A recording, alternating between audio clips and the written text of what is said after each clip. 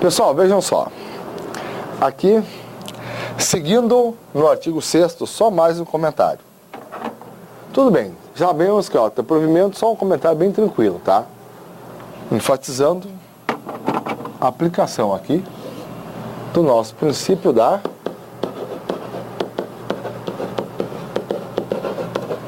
separação dos poderes. Ou seja,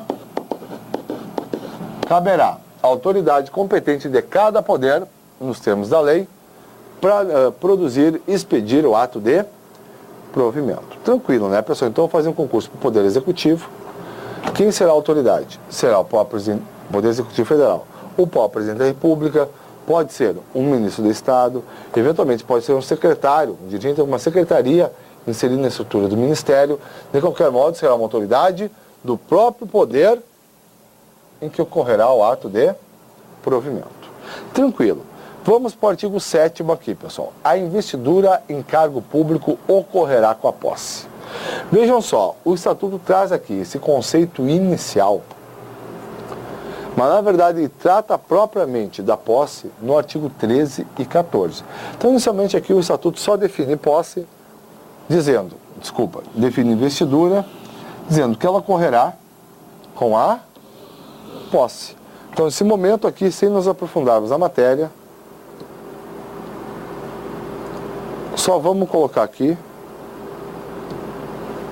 comentário ao artigo 7º, tá, pessoal? Que depois, lá adiante, pessoal, vai falar que só ocorre posse nos casos de nomeação. Então, eu já estou adiantando aqui o conceito partindo desse pressuposto. A investidura é o ato pelo qual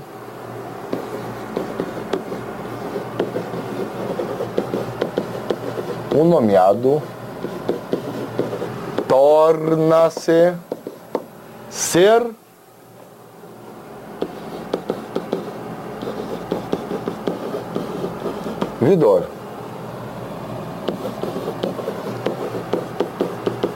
Completando-se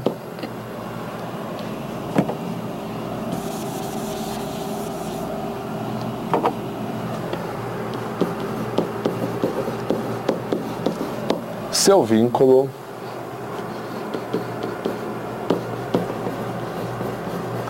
com a administração. Então, não costumamos colocar, está na regra. Ocorre com a posse no cargo. Então, vejam só aqui, a investidura é o ato pelo qual o antes nomeado torna-se efetivamente um servidor, completando-se, portanto, seu vínculo com a administração e ocorre com a posse no cargo.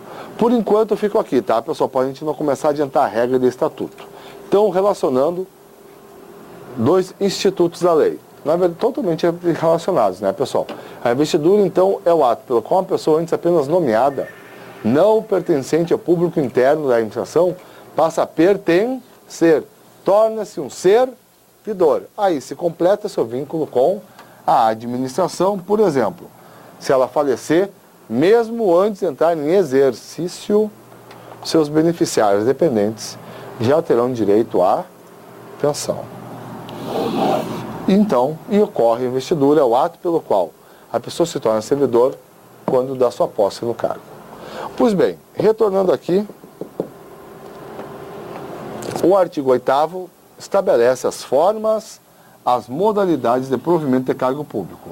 Nesse momento a gente só vai ler o dispositivo que, no mais, no restante do título, ele trabalha sobre essas diferentes formas. Nomeação, promoção, readaptação. Só um pouquinho, seguindo aqui. Reversão, aproveitamento, reintegração e recondução. Então, deixa eu voltar aqui. Olhem só, pessoal. Nomeação, para ficar mais fácil de memorizar, né? Promoção, 4R, readaptação,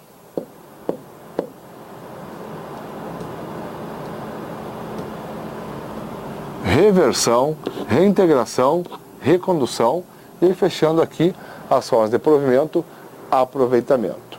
Então, com exceção da nomeação, as demais formas aí listadas são de provimento derivado e nós vamos começar esse estudo pela mais complexa das modalidades, ou melhor dizendo, pela que tem o maior número de regras no Estatuto, que é a nossa nomeação. Então diz o artigo 9º. A nomeação far-se-á em caráter efetivo quando se tratar de cargo isolado, de provimento efetivo ou de carreira. Então, olhem só. Em comissão 2, inclusive na condição de interino para cargos de confiança vagos. Pessoal, só deixa eu colocar desde logo uma coisa aqui. Na própria lei, só deixa eu estender a página aqui.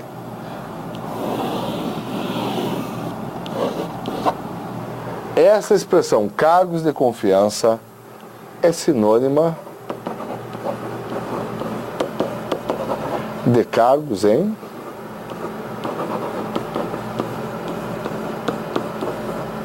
comissão. Então vamos lá. A nomeação far-se-á em caráter efetivo quando se tratar de cargo isolado de provimento efetivo ou de cargo organizado em carreira. Ou a nomeação far-se-á em comissão, inclusive na condição de interino, para cargos em comissão vagos. Vejam só, tratando aqui do artigo 9º, pessoal, inciso 1. Olhem só. Então, aqui, para nós diferenciar as duas figuras do Estatuto. Então, tudo bem. Na verdade, a nomeação far-se-á em caráter efetivo quando o cargo for de provimento efetivo. Bem tranquilo. Mas o artigo 1, ele estabelece duas espécies, vamos assim dizer, de cargo efetivo. O cargo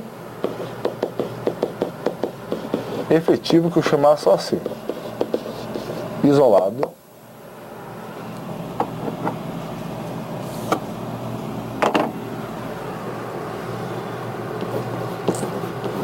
e o cargo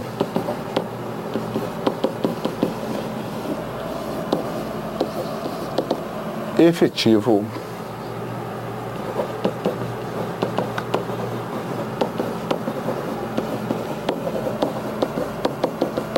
organizado em carreira. Poxa, qual é a diferença entre o cargo efetivo e isolado? É aquele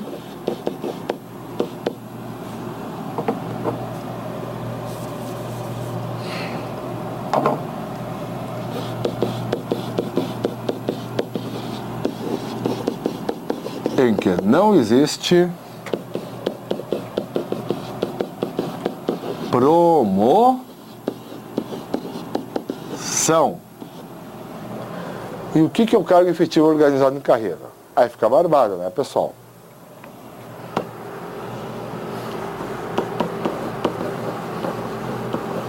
É aquele em que existe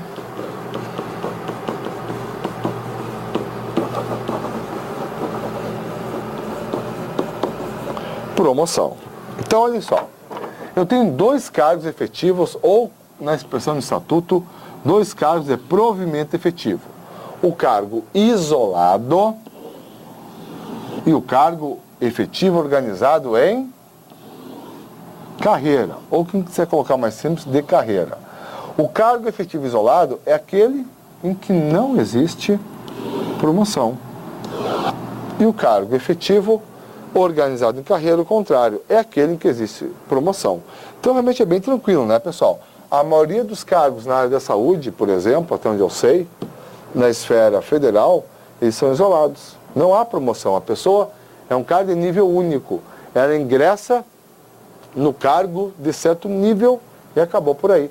Ela não vai ter nenhuma possibilidade de ascensão, de progressão funcional dentro de carreira, porque não tem carreira. É claro que ela vai ter, pode ter, sem dúvida terá, um aumento na sua remuneração. Por exemplo, uma criação de uma função, gratificada, entre outras possibilidades. Mas ela não terá direito ao aumento da remuneração por essa forma extremamente usual, que é a promoção. Então, cargos efetivos de provimento isolado, cargos isolados, genericamente falando, são aqueles, então, que eu poderia dizer cargos de classe única, porque não existe a organização em carreira. Isso existe aonde? Aqui. No cargo efetivo organizado em carreira. Aqui sim, o servidor inicia no cargo A, classe 1, é promovido para o cargo A, classe 2, depois para o cargo A, classe 3 e assim sucessivamente. Ocorre a ascensão funcional que não existe no cargo de provimento isolado. Pois bem, voltando aqui, pessoal, e além, então, da nomeação poder ocorrer em caráter efetivo, bem tranquilo, ela pode ocorrer também em comissão, quando? Quando tiver um cargo em comissão. O tópico mais interessante aqui no item 2, pessoal, é isso aqui. É a pessoa poder exercer um cargo de confiança, um cargo em comissão na condição de interino. Vejam só, aqui ó. Isso é objeto do parágrafo único do artigo 9. Diz o quê? O servidor ocupante de cargo em comissão ou de natureza especial. Pessoal, esses cargos de natureza especial também são cargos em comissão. Então vamos seguir. Servidor ocupante de cargo em comissão de natureza especial poderá ser nomeado para ter exercício interinamente em outro cargo de confiança, em outro cargo em comissão, sem prejuízo das atribuições do que atualmente ocupa. Olhem só, é uma situação então de acumulação. Hipótese que vai fazer o quê? Vai acumular as remunerações.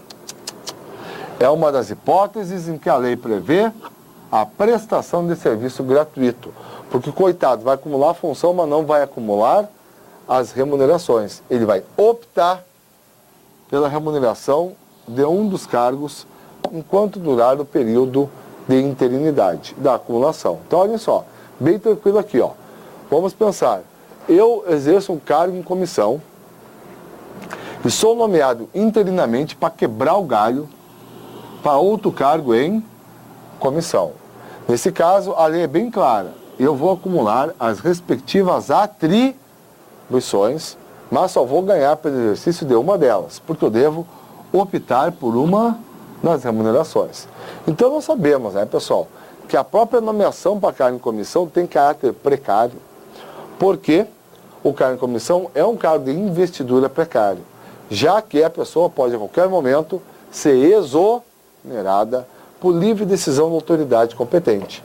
Então o que a lei está fazendo aqui, ao admitir essa figura do interino, é tratar de uma investidura duplamente precária, porque a pessoa já vai estar quebrando o galho, vai estar atuando na condição de interino num cargo que já é por natureza de provimento precário. É uma possibilidade tratada pela lei e que nós devemos conhecer para fim de prova. Mas eu friso, tá, pessoal? O servidor ocupante de cargo em comissão ou de natureza especial. Isso não se aplica para o servidor titular de cargo efetivo. É uma regra pertinente para o cargo em comissão, porque isso aqui é a mesma coisa, tá, pessoal? Expressão sinônima. É uma regra exclusiva para o cargo em comissão. Então a pessoa vai poder ocupar um cargo em comissão, interinamente exercer as funções de outro, vai acumular as atribuições e vai optar por uma remuneração. Se a pessoa for titular de um cargo efetivo e também ocupar um cargo em comissão, esqueçam isso. Ela pode acumular as funções? Claro, vai acumular as funções, mas também vai acumular as remunerações. Situação totalmente diversa da que consta aqui no parágrafo único do artigo 9º da lei, que é exclusivo então para cargo em comissão. Pessoal, no tempo que nós temos aqui, vamos ler o artigo 10 da lei. A nomeação para cargo de carreira ou cargo isolado de provimento efetivo, simplificando, a nomeação para cargo efetivo depende do que, pessoal? De prévia habilitação em